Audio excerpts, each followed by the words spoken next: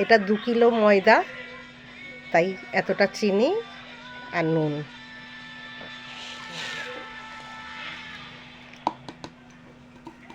আর এই দুধটা দেব।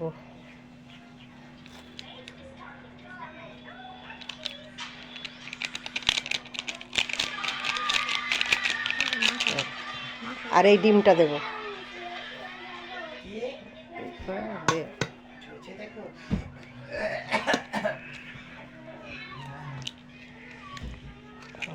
দিয়ে এবার একটু ভালো করে মাখিয়ে নিতে হবে। আর একটু তেল দেব।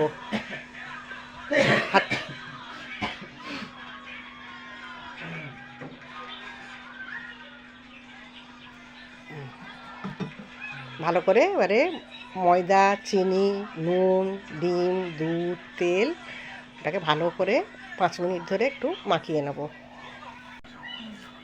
এইবারে এই ডালনাটা কিছুটা দিয়ে ভালো করে ময়দাকে 5 মিনিট এইগুলো সব একসাথে মাখাবো।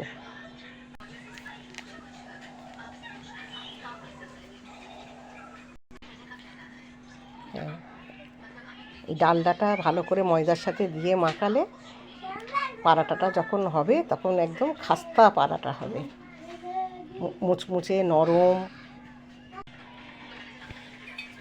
এইবারে সামান্য জল দেবো, দিয়ে দিয়ে ময়দাটাকে ভিজিয়ে নেব। হ্যাঁ,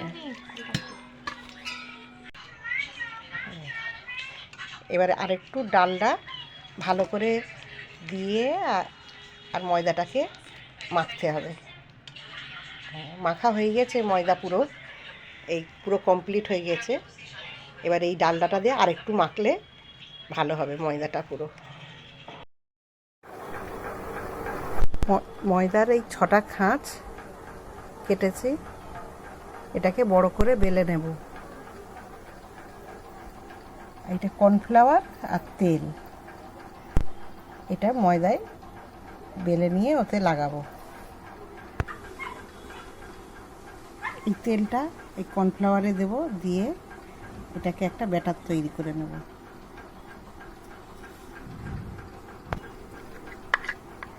এই কর্নফ্লাওয়ার তেল মিক্সড করা হয়ে গেছে, এরকম একটা ব্যাটার বানিয়েছি।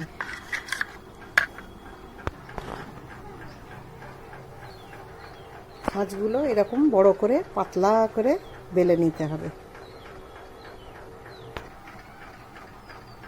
রুটি বেলা হয়ে গেছে, এই বড় করে পাতলা করে বেলে নিয়েছি। এবার এই ব্যাটারটাকে এখানে ভালো করে মাখিয়ে দেব।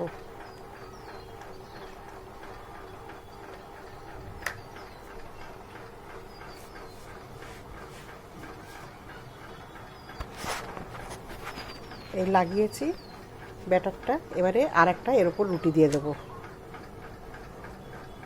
দিয়ে এর উপরে লাগাবো। এইভাবে 6টা রুটি পরপর লাগিয়ে নেব।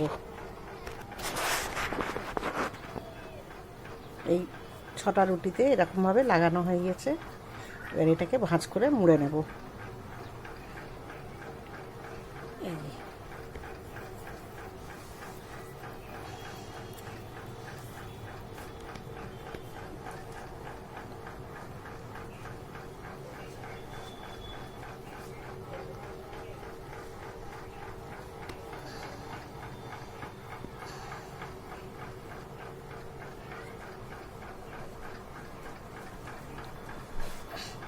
এবারে এটাকে বেলে নেব।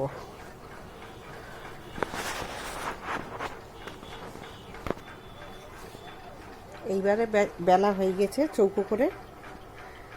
এবার এটাকে কেটে নেব। এখান থেকে একটা করব আর এইখান থেকে একটা করব, করে এরকম করে কেটে নেব।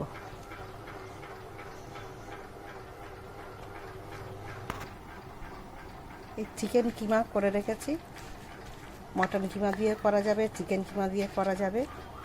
এবারে ওতে দিয়ে মুড়ব। এই খাজে এরকম দিয়েছি, এবার মুড়ব এটাকে।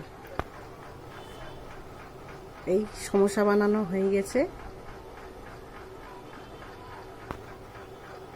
এবার রেখে ভালো করে লাল লাল করে ভাজবো।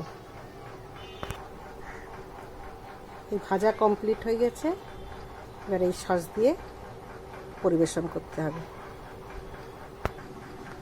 দেখুন মচমচে হয়েছে, এরকম আওয়াজ হচ্ছে দেখছেন তো।